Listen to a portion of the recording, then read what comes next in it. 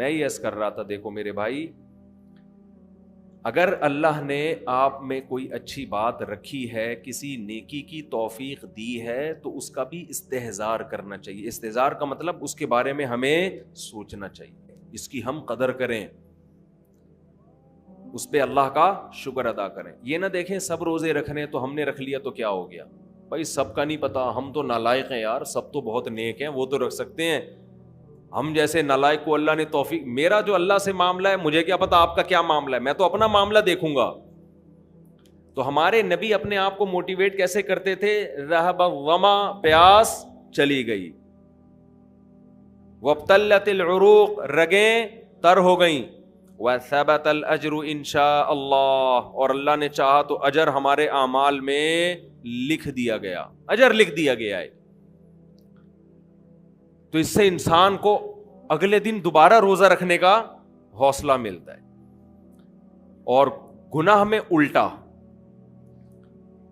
تھوڑی دیر کی لذت، یہاں سے بات شروع ہوئی تھی کہ جوانی میں بھی یہ لذتیں اگر آپ نے کنٹرول نہیں کیا نا تو بڑھاپے میں یہ لذتیں بڑھیں گی، مگر گناہ کرنے کی طاقت کیا ہو جائے گی؟ ختم. تو حسرت، افسوس، ٹینشن والی زندگی. تو اس لیے جوانی میں اپنے آپ کو نیکی کا عادی بنا لو، اس سے بڑھاپا بڑا خاندانی گزرے گا. اللہ اللہ کی بڑھاپے میں توفیق ملے گی. جوانی میں تسبیح کی عادت ڈال لو. سمجھتے ہو؟ نہیں آ رہی سمجھ میں؟ جوانی میں کیا عادت ڈال لو؟ تسبیح کی.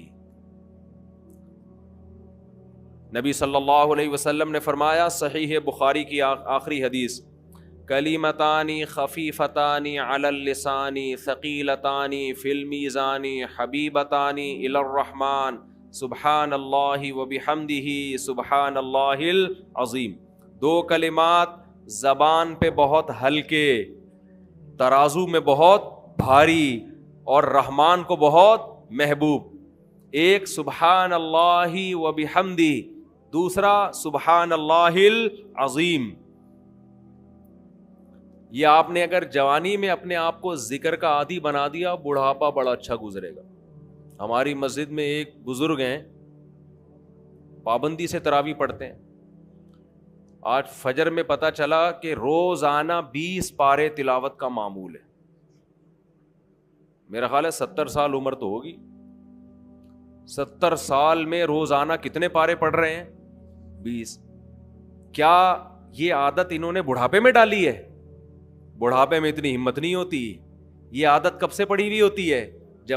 جوانی میں روز 20 نہیں پڑھتے ہوں گے، 2 پڑھتے ہوں گے، 3 پڑھتے ہوں گے. لیکن جیسے جیسے عمر بڑھ رہی ہے وہ تعداد کم ہونے کے بجائے بولو وہ شوق بڑھتا چلا جا رہا ہے.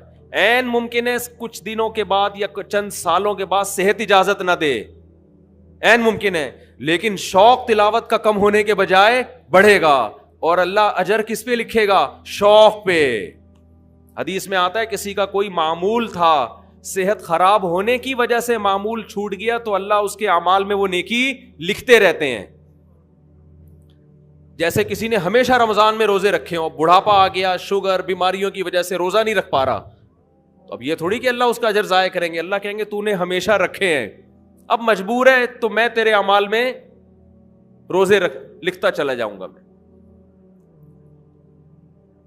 تو آج آپ نے اپنے آپ کو میرے بھائی اللہ کا تھوڑا تھوڑا اللہ کا ذکر کی عادت ڈالو. میں نہیں کہہ رہا آپ سے زیادہ نہیں ہوتا تو وحشت نہ تھوڑا کر لو. آج تھوڑا کرو گے، کل اس تھوڑے میں ایسی لذت ہوگی کہ اللہ اس مقدار کو بڑھا دے گا. حدیث میں آتا ہے سبحان اللہ والحمد للہ ولا الہ الا اللہ واللہ اکبر، یہ کلمات احب الی اللہ مما طلعت الشمس او کما قال صلی اللہ علیہ وسلم. سورج جن چیزوں پہ طلوع ہوتا ہے، ظاہر ہے سورج تو پوری دنیا پہ طلوع ہوتا ہے، ان تمام چیزوں میں اللہ کو سب سے زیادہ محبوب یہ کلمات ہیں. اور دیکھو اس میں اللہ کا کوئی فائدہ نہیں ہے، اللہ کی آپ حمد و ثنا کریں، اللہ کا کوئی فائدہ نہیں ہے. اللہ یہ چاہتے ہیں میرے بندے اپنی زبان سے میرا نام لیا کریں. اللہ کو اس بات کی خوشی ہوتی ہے. ہمارے حضرت ایک شعر پڑھا کرتے تھے, یہ جو اہل اللہ ہوتے ہیں نا, ان کو ذکر کی بڑی عادت پڑ جاتی ہے. بار بار اللہ کا نام لیتے لیتے نا, شروع میں تو انسان کو عادت نہیں ہوتی, جب نام لیتا ہے اور بار بار ذکر, تو پھر اس کا ٹائم اللہ کے ذکر کے بغیر پاس نہیں ہوتا. پھر اس کو ایک کمی محسوس ہوتی ہے. کسی کو چائے کی عادت پڑ جائے, چرس کی عادت پڑ جائے, سگریٹ کی عادت پڑ جائے, نہیں ملے تو تڑپتا ہے نا. تو جس کو ذکر کی عادت پڑتی ہے نا, اس کو جب ذکر کا ٹائم نہ ملے تو اس کا دل پریشان ہوتا, اس کو اللہ کے نام میں ایک چسکا آنے لگتا ہے. لیکن یہ پہلے دن نہیں ہوگا, عادت ڈالنی پڑے گی. تو روز آنا اس کا معمول بنا لیں, 100 دفعہ صبح 100 دفعہ شام تسبیح کا معمول بنا لیں. اس سے کیا ہوگا, ابھی شاید دل نہ لگے آپ کا, لیکن جیسے جیسے عمر بڑھے گی اللہ کے نام کا چسکا لگنا شروع ہو جائے. بڑھاپا بہت اچھا گزرے گا, اللہ کو یاد کر کے گزرے گا. کھوپڑی شریف میں بات آ رہی ہے کہ نہیں آ رہی؟ اور اگر ہر وقت دنیا کے تذکرے کرتے رہے نا, ہر وقت ویڈیو گیم لے کے بیٹھے ہوئے, پب جی کھیل رہے ہیں, سانپ والا, اب تو سانپ والا ختم ہو گیا, اب آ رہا ہے سانپ والا. نوکیا میں آتا تھا, سانپ لمبا ہوتا جا رہا ہے, اس کو پتہ نہیں فضول ٹائم ویسٹ کر رہے ہو. ہم پریشان ہوتے ہیں یار, ہمارے پاس کاموں کو نمٹانے کا ٹائم نہیں ملتا. ہم تو چاہ رہے کاش یہ دن 24 گھنٹے کے بجائے 48 گھنٹے کا ہو جائے. اور لوگ کیا کر رہے ہیں کہ وہ باقاعدہ ارادہ کر کے ضائع کر رہے ہیں ٹائم. ہمارے تو کام نہیں نمٹتے. جب ہم رات کو سونے کے لیے لیٹتے ہیں تو کہتے ہیں یار آج کا دن بھی گزر گیا اور کام ویسے کے ویسے ہی. اور ادھر باقاعدہ ارادہ کر کے جو ہے نا ٹائم ضائع کیا جا رہا ہے کہ چلو ٹائم ویسٹ کرتے ہیں. ایسی چیز میں ٹائم گزر جائے نا جو ذہنی تفریح کا ذریعہ بنے تو بھی ٹھیک ہے. گپ شپ لگا لو دوستوں کے ساتھ بیٹھ کر. یہ کیا ہے یار, دماغ کو خام خواہ کا تھکا رہے ہو بیٹھ کے. تو اگر پب جی کھیلنے کی عادت ڈال لی تو جاؤ گوروں کا بڑھاپا دیکھو. اولڈ ہاؤس میں بڑھاپے میں اسنوکر کھیلتے ہیں, کیرم بورڈ کھیلتے ہیں, لڈو کا نہیں مجھے پتا, یہ چیزیں کھیل رہے ہوتے ہیں بڑھاپے میں. اور ہمارا بوڑھا بڑھاپے میں ایک ایک دن میں 20 پارے ختم کر رہا ہے. سمجھتے ہو کہ نہیں؟ وہ نماز میں دل بہلا رہا ہے, وہ تہجد میں اس کا ٹائم گزر رہا ہے. بھائی ویڈیو نہ بنائے, لکھا ہوا ہے نا. تو یہ کیسی عجیب بات ہے. آپ جائیں وہاں, ایک صاحب نے مجھے کہا کہ میں نے یورپ میں بڈھی عورتوں کو دیکھا, بڈھی عورتیں 5-6 بڈھی عورتیں بیٹھی ہوئی اور جوا کھیل رہی ہیں, تاش کھیل رہی ہیں. کہہ رہے مجھے یاد آیا یار ایک ہماری بوڑھی ہیں, ہماری بوڑھی عورتیں مصلے پہ بیٹھی ہوتی ہیں, اللہ اللہ کر رہی ہوتی ہیں, آخری وقت اللہ کا نام لے کے گزار رہی ہوتی ہیں. اور ایک ہی بڈھیاں ہیں اور کیا کھیل رہی ہیں, تاش کے پتے. اچھا لگتے ہیں بڑھاپے میں یہ.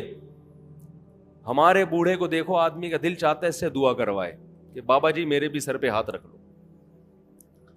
جو تاش کھیل رہی ہو بیٹھ کے اس بڈھی سے دل چاہے گا؟ اسے تو آدمی نصیحت کرے گا کچھ اور کر لے. تھوڑے دنوں میں اتنا راشا آئے گا نا ہاتھوں میں تھوڑے دنوں میں کہ ایک پتے کے بجائے 2 گر رہے ہوں گے, 2 پتے ایک ساتھ گر رہے ہوں گے. تو اس لیے کارآمد بنا لو, کچھ تھوڑا بہت اللہ کا نام لے لیا کرو. تمام دوائیں بچوں کی پہنچ سے دور رکھو.